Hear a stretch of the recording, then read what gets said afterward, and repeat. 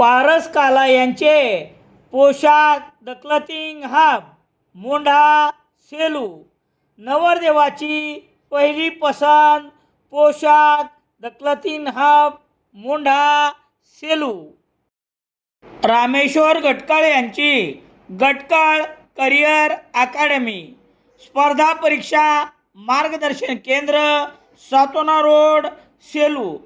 नवीन police भरती 18 मे 2026 पासून सुरू.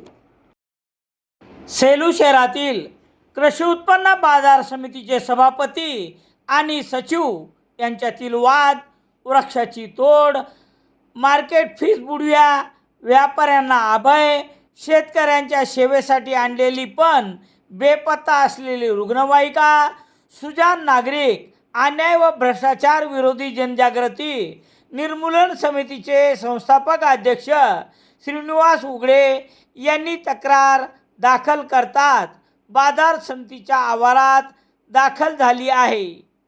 इतर धुळखात असलेल्या वाहनामध्ये महिंद्रा कंपनीची बोलेरो अद्यापि गायबच आहे. शुक्रवार 29 मे रोजी दुपारी 12 वाजता श्रीनिवास उघडे यांनी दिलेल्या मुलाखतीत म्हटले आहे.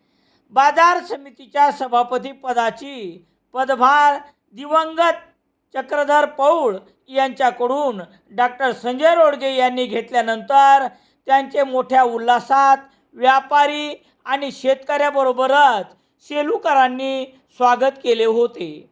पण काही व्यापारी वगळता बहुतेक सर्वांचाच भ्रमनिराश झाला आहे. यात बाजार समितीकडे असणाऱ्या देणेदारास असो की येणेदारास हतबल झाले आहेत. हीच अवस्था बाजार समितीच्या कामगाराच्या वेतनाची असून निलंबित सचिवांना तर पैशाला तरसावे लागत आहे. डॉक्टर संजय रोडगे सभापती म्हणून विराजमान झाल्यापासून किती व्यापाऱ्यांची बुडीत फी वसुली करण्यात आली आणि या फीस बुडव्या व्यापाऱ्यावर कोणती ठोस कार्यवाही केली हे प्रसारमाध्यमांना कळलेच नाही. या अनेक वादग्रस्त विधानावर श्रीनिवास उघडे क्रमशः मुलाखतीद्वारे माहिती देणार आहेत. दरम्यान बाजार समितीचे सभापती साहेब यांच्याकडे या संदर्भात प्रतिक्रिया घेण्यासाठी कार्यालयात ते 11:30 पर्यंत उपस्थित नव्हते आणि सचिव देखील उपस्थित नव्हते, म्हणून उभयतांची प्रतिक्रिया मिळू शकली नाही. शुक्रवार 29 मे रोजी त्यांनी बाजार समितीची रुग्णवाहिका या यार्डात वृक्षाबद्दल बोलताना तक्रारीनंतरच ही वाहने कशी आवारात आली आणि त्या वृक्षाच्या तोडीची रक्कम कोठे आहे असा प्रश्न उपस्थित करत बाजार समितीची स्कॉर्पिओ वगळता रुग्णवाहिका, घंटागाडी, एक जीप भंगारात का आहेत असा प्रश्न उपस्थित करत बाजार समितीची MH-22-2002 ही बोलेरो कोठे आहे असाही प्रश्न उपस्थित केला.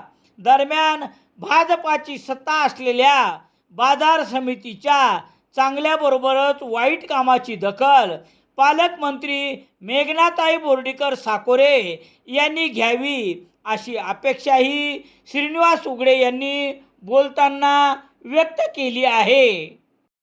श्रीनिवास उघडे यांची प्रतिक्रिया याप्रमाणे.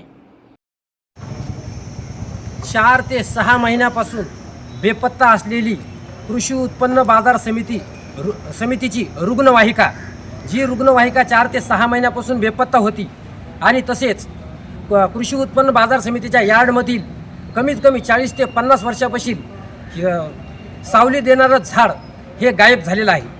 ज्यावेळेस मी तक्रार दिली त्यावेळेस कृषी उत्पन्न बाजार समितीची रुग्णवाहिका रातोरात बाजूला आणून लावलेली आहे.